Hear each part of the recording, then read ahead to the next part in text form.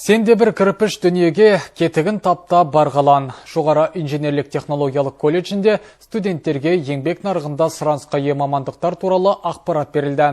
Өздері таңдаған кәсіп бойынша жұмысқа орналасу мүмкіндіктері баяндалды. Өзге салалар бойынша да мемлекеттік қолдау тетіктері түсіндірілді. Адал еңбек табысқа жеткізеді. Кездесудің түйіні осы. Ал мамандығын жақсы меңгерген түлек тасада қалмайды. Еңбекке ебі бар жасқа жұмыс қай кезде де табылады. Студенттер сұранысқа ие кәсіп түрлері туралы жан-жақты ақпарат алды. Бүгінгі шарамыз биылғы президентіміз белгілегендей жұмысшы мамандықтар жылына байланысты және колледжіміздің 25 жылдығына орай кәсібилік, мансап, білім деген мақсатта біздің бітіруші түлектермен мемлекеттік қызмет органдары, мансап орталығы және ресурстар орталығы мамандарымен кездесіп, осы бағытта қандай бағдарламалар болып жатыр, біздің колледж түлектері қай бағытта жұмысқа орналаса алады, өздерінің орын таба алады деген мақсатта әңгіме сұхбат жүргізілетін болады.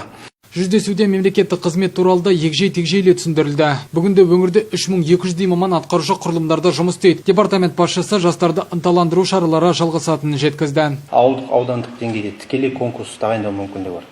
Сонымен қатар мемлекет тарапынан аталған түлектер, жас мемлекеттік қызметшілер дипломмен ауылға бағдарламасы аясында қазіргі таңда мемлекет тарапынан тиісті көтерме ақшасын алуға болады, сонымен қатар төмен пайызбен несие де алса болады.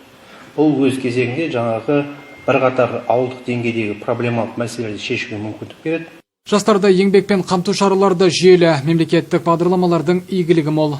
Алғашқы жұмыс орны, ол ешқандай тәжірибесі жоқ, жаңа оқуды аяқтаған мамандарға арналған. Өткен жылы 256 азаматымызды қамтыдық. Биылғы жылға 241 адамға жоспар бізге беріліп тұр. Бұған да сұраныс үлкен, 1131 жұмыс беруші аталған бағдарлама арқылы жастарды өздерінен көргісі келіп тұр. Студенттер спикерлерге сауалын жолдап, тақырыпқа қатысты тың ақпараттарға қанықты. Ернұр Күнәмар, Рүстем Ишанов, Алихан Есқазиев, Ақжайық ақпарат.